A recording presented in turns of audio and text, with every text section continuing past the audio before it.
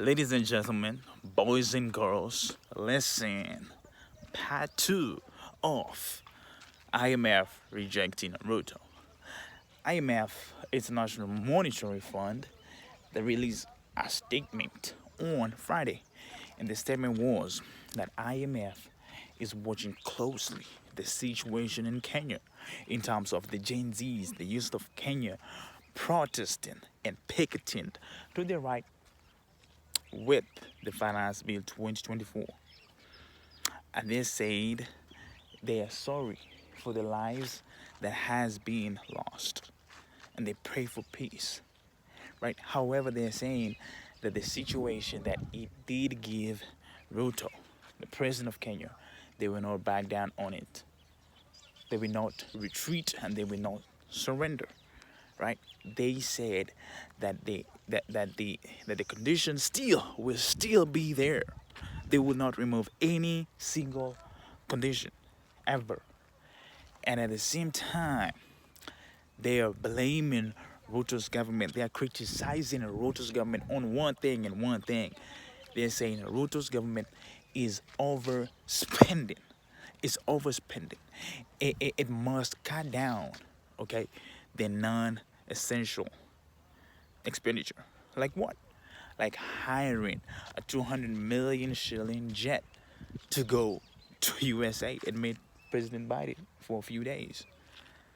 Okay, like what? Like hiring a chopper that cost 10 million or 20 million or 30 million shillings to go to launch a school that is less than 200K or less than half a mil, literally. Like what? Like renovating of State House, renovating of the Deputy President office in home. Like what? Like unconstitutional seats. The cabinet secretary, the prime minister. Okay, the prime minister costing taxpayer half a billion shillings every single year. Okay, like the introduction of the office of the first lady, introduction of the office of the second lady, and then introduction still inside there. This introduction of what do you call this one?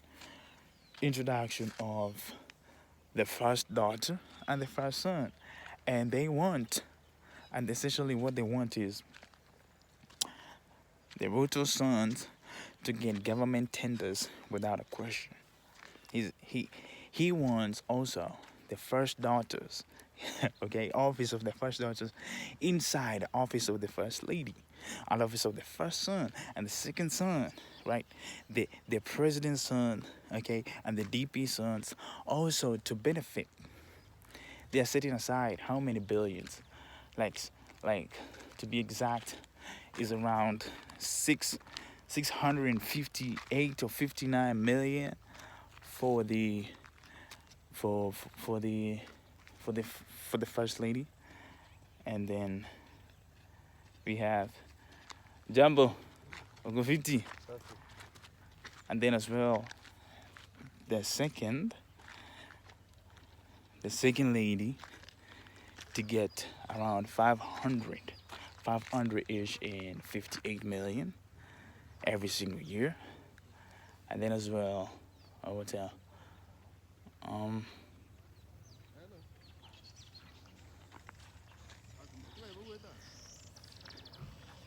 they want, if I'm not wrong, the renovation as well. Sorry, there's a couple of things. Also, they want the renovation as well. Renovation as well, costing billions of shillings, billions every single year.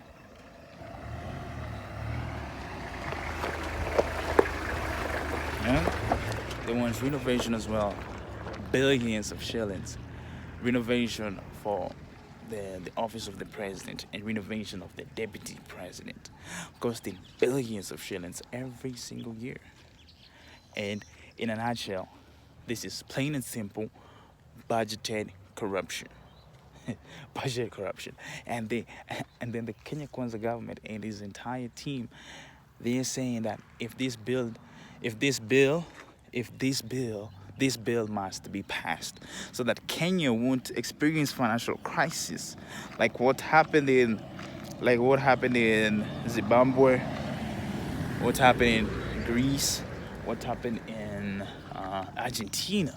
But essentially, what happened in Zimbabwe, the economic crisis was because Mugabe, okay, President Mugabe, he said, if you're a foreigner on your own land, we will take back the land. If you're a foreigner and you own land, we will take back the land. And then guys demanded their land. And then the government, and then the president at the time, the people on time, the European at that time, I forget the name, the European at that time, they said, listen, we will sell to you your land. They'll be willing buy and willing sell it. Guys said, how can I buy my own land back? It's my land. I have the right to take it. You have no right to sell it. It is not yours. And then there was a revolution of land. The American, the European, they decided to sanction Zimbabwe right back. They decided to remove Zimbabwe from the dollar system.